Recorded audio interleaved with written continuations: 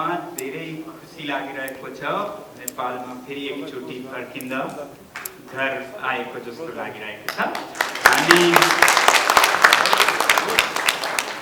यहाँ आउनुभएको सबै भाइ बहिनी दाइहरूलाई लद्दाख भारतको सुदूर उत्तरमा भएको ठाउँ हिमाली ठाउँ लद्दाखबाट अभिनन्दन शुभकामना ल्याएको अनि धेरै खुसी लाग्यो यस विषयमा कुरा गर्न तपाईहरुको समक्ष आएर स्किल्सलाई सिपलाई सेलिब्रेट गर्न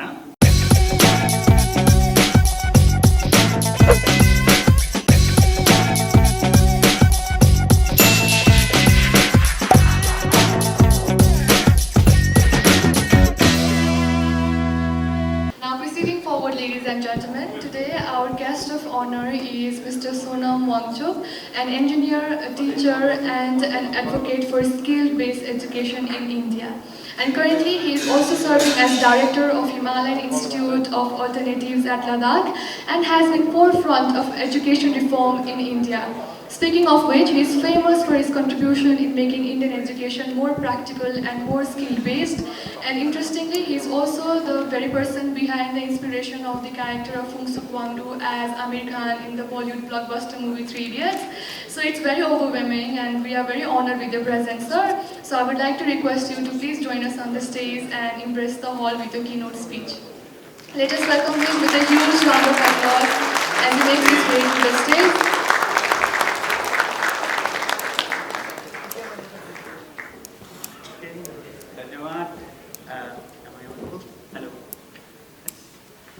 धन्यवाद धेरै खुसी लागिरहेको छ नेपालमा फेरि एकचोटि फर्किँदा घर आएको जस्तो लागिरहेको छ अनि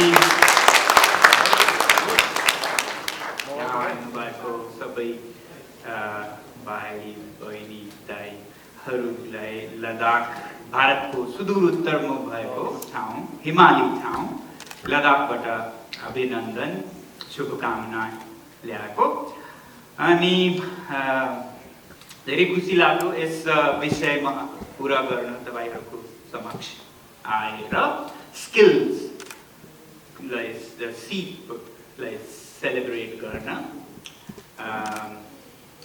couldn't be more timely that we are celebrating the importance of skills in our lives, particularly when it comes to regions like ours in the mountains.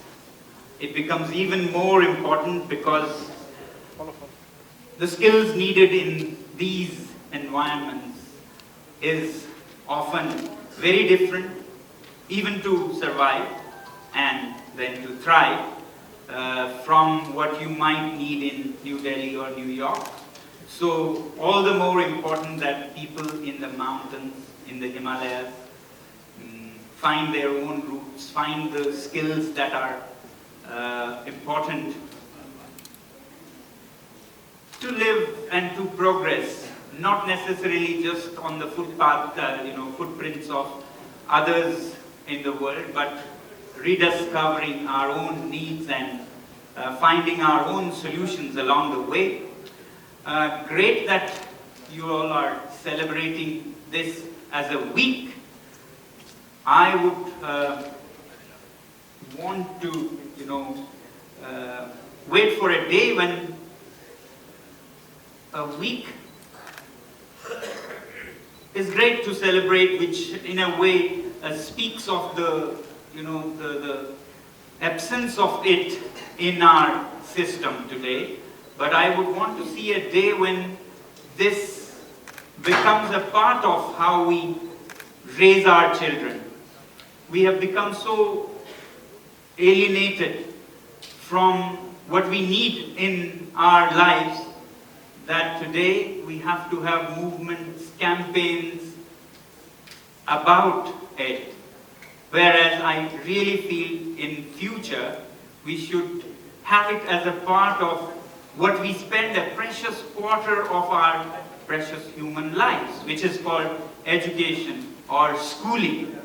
It's particularly in contexts like ours, that we have to make an extra effort to bring it into the lives of our young people. So, given the circumstances where we are somewhat misled into what we understand education as, 3 R's. I used to wonder when I was growing up, what is this 3 R's about? Then I was told it is reading, writing, and arithmetic, although it doesn't even make sense there, arithmetic and 3 R's. But I was told this is what education is about, 3 R's. And with that kind of understanding, of course, we are doing reading, writing, and arithmetic in our 15 years of formative, precious years, and miss out on the real skills that we need in our lives. So, while this is a great, timely step to bring out the importance and to celebrate, it should really be a part of every child as they grow, as used to happen since time immemorial. Our children used to learn from grown-ups and pass it on to their young ones, the skills of living a healthy, sustainable life. But today, in the name of education, we end up doing as a ritual things that are only to do with our head or the intellect, which is what this 3R concept is about. I feel we have blindly copied something maybe from London about reading, writing, and arithmetic, whereas we need to have a bigger, more holistic picture of what our children should be doing while they're growing up. And therefore, some 30 years ago, even before the skill buzzword was around, we in Ladakh said it should not be 3 R's. It doesn't make sense to consider only the head as the education focus. We should rather have, we said, 3 H's than 3 R's alone, where it is more about head, hands, and heart. So we started reforming to the extent we could the education system to say that yes, we need to be good as anybody in the world with arithmetics and algebra and physics and chemistry and languages.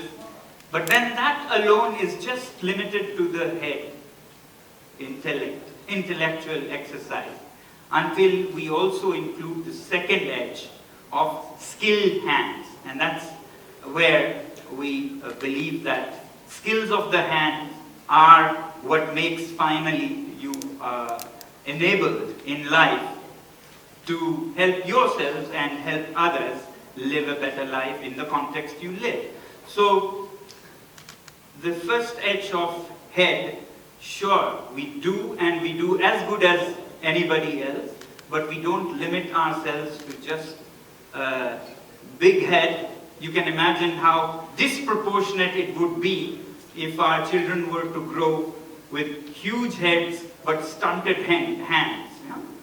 So therefore, it should be a balanced growth, and a balanced growth where our children acquire the skills of the hands, and skills need not be again a copy of what they talk of in New York or London, only digital skills and so on, but skills that we need up in the mountains to survive and to thrive. For example, our ancestors knew how to beautifully work with mud, as simple a material, as natural a material as soil, to make it into beautiful houses that solved their habitat problems, was abundant and free right under our feet.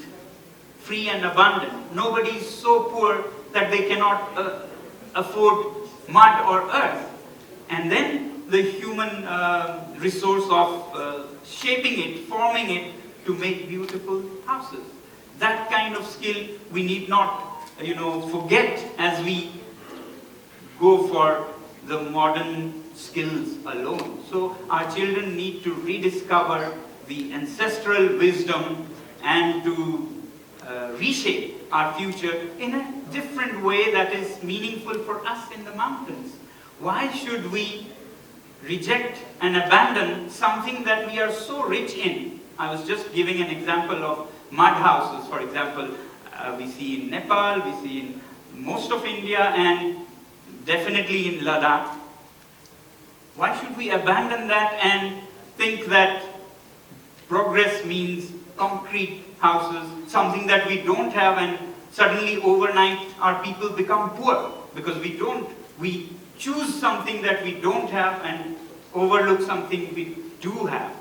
The sad part is that while 50% of our population in the subcontinent live in mud houses, only or 0% I found out of our institutions of higher learning, technological institutions, teach this skill. So why should we lose these just because it is not done in some country? Even there, we see the challenges now emerging with climate change and environmental issues because of materials like carbon-intensive materials. So we need to rediscover ourselves. I was just giving an example of Matoko earthen houses. Instead of abandoning them or throwing the baby with the bath water, we need to give skills of modern science, like that of thermal, science that you find in high school about conduction, convection, radiation, but we just memorize them, again make it a ritual of the head and memorize for the examinations and forget. But if we apply these to our ancestral wisdom, then you get solar heated mud buildings that can be warm as any place or any air conditioned place without any pollution, without any power bills, and that's what we consider sustainable, suitable skills that we need in the mountains. That's what we are trying in Ladakh, and we would like to see similar initiatives in all our mountains because our realities are so different. We should not be influenced by what we copy and paste and ignore what we have and become poor in what we don't have. So this is what I would like to see as part of holistic education in schools already. Now again, skills of the hands is a great thing to make it a little further than just intellectual exercise, but that alone is not enough because your hands could be skilled, but that doesn't ensure happiness, harmony in society. It takes skills of the hands for a pickpocket, to pick your pocket.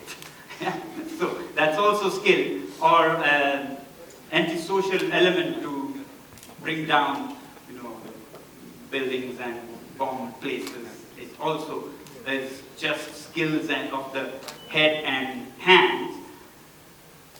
It cannot be happy and harmonious for the world until you have the kind heart. The third edge that we advocate is that it should also finally be about a kind heart. Our young should be brought up with a bright head, skilled hands, and a kind heart. And that is what we have as a legacy in these rural mountains from our ancestors. Compassionate, kind people who do not only think about themselves but think about everybody else. The empathy, the karuna, that is again a kind of skill of the heart, is very important. And when these three come together, then our education system cannot go wrong. When you have the kindness of the heart part also there, then it can only do good to everybody. So I very much hope that we, in the subcontinent, not just follow, we had a great tradition of leading the world, rather than the last few hundred years where we gone astray and started following what perhaps they were doing in the West, and now we are left with just the ritual of the head. I remember what impressed me most from the time of Buddha, 2,500 years ago, where he talked about 3 types of wisdom, 3 types of knowledge. Back then, we have today, the most progressive schools talk about experiential learning and skills, etc. You think of IB schools and so on. They do something experiential, something skill-based. That's like losing our path and rediscovering again from such concepts. But in this subcontinent, way back in the times of Buddha, I was amazed to learn that they used to describe knowledge as 3 kinds. Shrut Mai Pragya, which is like heard wisdom, lectures, talks, scripts and texts, which is like drawing line on water. You draw and it's gone in a few seconds. That's what most of our schools end up doing, lectures and letters. And that's how effective they are. They understood long back then. The second kind, Buddha says, is Chintanmay Pragya. We talk of today analytical thinking, reflection, critical thinking. Way back then they were talking about Chintanmay Pragya, the one that Pragya or wisdom that is from reflection, from applying your analytical thinking. Then Buddha said that was like drawing a line on sand, which lasts a day or two, but soon it's blown away by the winds and it's gone. Then the third or pragya, he says, is bhavanamaya pragya, which is the ultimate. Bhavana is like experiential wisdom, experiential understanding of things. That, he says, is like lines on stone. It will last centuries or millennia. We understood these things back then, so it's not new that experiential learning, which is when applied to life becomes skills of life, was understood way back then. So we need to rediscover and leapfrog to not only have skills of the head, but skills of the hand and beyond, skills of the heart, to usher into a happy, harmonious world. And that is what I feel today is needed most in the world, and this region can lead the world in that kind of education or upbringing of our children. Meanwhile, we have to help raise awareness among our people, our policy makers, towards including what is completely and conspicuously missing in our learning system through such events as this. And I admire and appreciate initiatives like the Skills Week that we have been celebrating. But again, I do look forward to the day when it is a part of our upbringing and does not need a special effort. It is integral part of how we raise our children. Thank you very much for your patience with